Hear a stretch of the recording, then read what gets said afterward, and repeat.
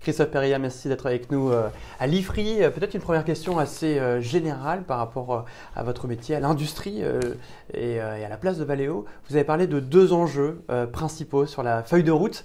Quels sont-ils, ces deux enjeux, et comment vous comptez justement arriver à bien manœuvrer à l'intérieur de ces deux grandes problématiques?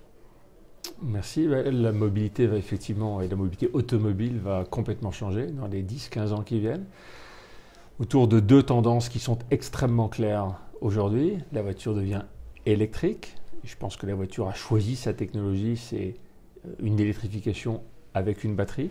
Et la voiture est sur le chemin de l'autonomie, de plus en plus autonome.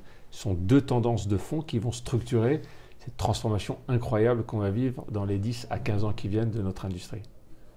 Il y a effectivement un pays qui est sur toutes les lèvres quand on parle de cette industrie, c'est la Chine, qui a un marché intérieur extraordinaire, qui est en augmentation. Justement, vous parliez du marché européen de la voiture qui stagne, voire qui régresse. Comment, justement, quel est votre rôle, quelle est votre vision par rapport à ce marché chinois et peut-être votre implantation là-bas, qui est assez particulière?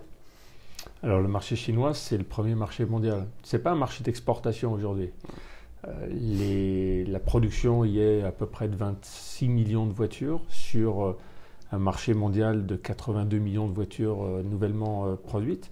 Donc ça veut dire que c'est un tiers du marché. Donc la Chine, c'est un tiers du marché mondial. C'est donc un marché totalement incontournable pour nous. Et c'est un marché qui est un marché de voitures produites en Chine pour être consommées, pour être vendues en Chine. Donc l'industrie automobile chinoise n'est pas, ou n'est pas encore, une machine d'exportation. C'est d'abord une production dont l'objectif est de satisfaire les besoins d'une population qui accède à l'automobile et qui a soif de mobilité. Nous, Valeo, on a notre première implantation en Chine il y a maintenant 30 ans. On est venu à la demande de constructeurs européens qui s'installaient en Chine. On a démarré avec ces constructeurs-là. Maintenant, on travaille avec tous les constructeurs. On y a 35 usines, 20 000 personnes et on y exporte pas non plus, c'est-à-dire qu'on produit en Chine pour les constructeurs chinois et pas pour réexporter vers l'Amérique du Nord ou vers l'Europe. Donc c'est un marché très important et absolument incontournable. Oui, c'est ce que vous dites quand vous dites on est chinois en Chine. Exactement. Toutes vos équipes, justement, vous êtes passé de plusieurs centaines d'expatriés à maintenant quelques poignées, Exactement. Une dizaine. Donc on comprend bien effectivement votre implantation là-bas. Le marché justement de l'innovation a rencontré de nombreux nouveaux acteurs, justement avec cette voiture électrique dont le coût d'entrée est moins fort qu'à l'époque du moteur à combustion. Donc on voit qu'il y a de nouveaux acteurs qui peuvent arriver, qui sont très nombreux.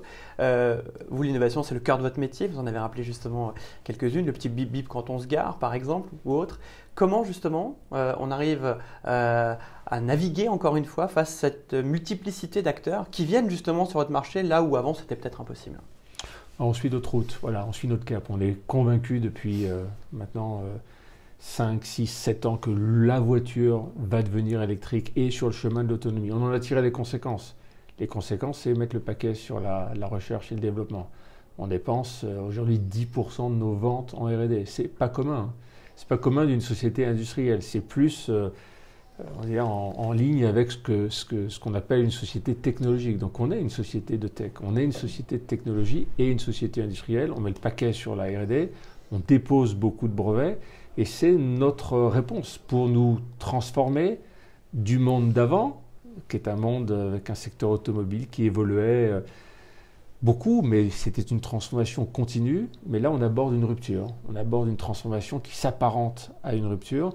Et pour se préparer à cette transformation, pour être prêt, finalement, au moment où il faut, sur ces marchés nouveaux, il fallait mettre beaucoup d'argent sur la R&D. C'est ce qu'on a fait.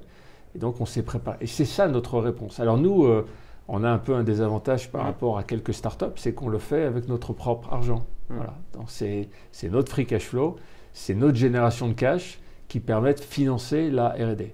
On est à l'inverse d'autres startups américaines, voilà, par exemple, qui vont bénéficier d'investissements privés et qui vont pouvoir bénéficier justement d'une manne financière plus importante. Exactement, on a vu ces dernières années, alors c'est un peu plus calme maintenant depuis le début d'une certaine crise de liquidité pour les startups, mais on a vu se créer beaucoup de startups, en particulier aux États-Unis, beaucoup en Chine aussi, sur l'autonomie particulièrement, sur de nouvelles générations de software, de nouvelles générations de capteurs comme le LiDAR, apparaître avec probablement à l'origine des compétences ou des expertises très inférieures à celles que nous avons, mais gorgées d'argent. Voilà, gorgées d'argent.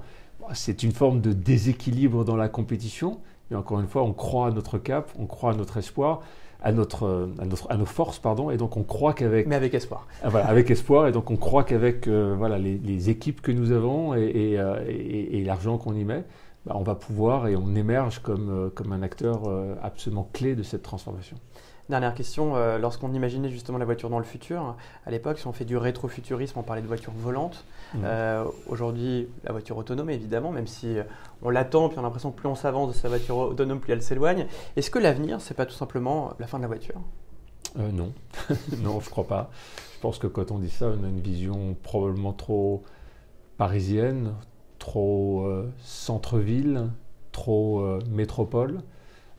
Mais que le besoin de mobilité, il est fort, il est peut-être même de plus en plus important. Le Covid nous l'a montré, hein. Quand on est contraint dans sa mobilité, on souffre. Donc il y a une soif de mobilité, il y a une soif de bouger, de faire des kilomètres pour aller voilà, visiter des pays, des amis, de la famille. Donc cette soif de mobilité, on la ressent encore très intense. Quand on fait des études sur le marché, on pense que cette mobilité, elle est encore forte dans les années qui viennent. Donc on ne voit pas de baisse à venir de la production automobile. Par contre, on voit en complément de la voiture de nouvelles formes de mobilité. Beaucoup de 2 roues, beaucoup de 3 roues, des 4 roues plus légers, type véhicule urbain. Donc on voit une autre forme de mobilité, et qui dit nouveau marché, dit également qu'on se positionne sur ces marchés en développant, parce que c'est de l'électrification encore, en développant les technologies qui sont utiles et nécessaires pour rendre cette mobilité, on va dire, adjacente, complémentaire à la mobilité automobile, un axe de développement de Valeo. Oui, et d'ailleurs, quand vous évoquez les 2 roues, je crois que sur le vélo, vous êtes déjà en selle. On est déjà en selle, absolument, avec un très beau produit. Qui va arriver donc très bientôt. Absolument.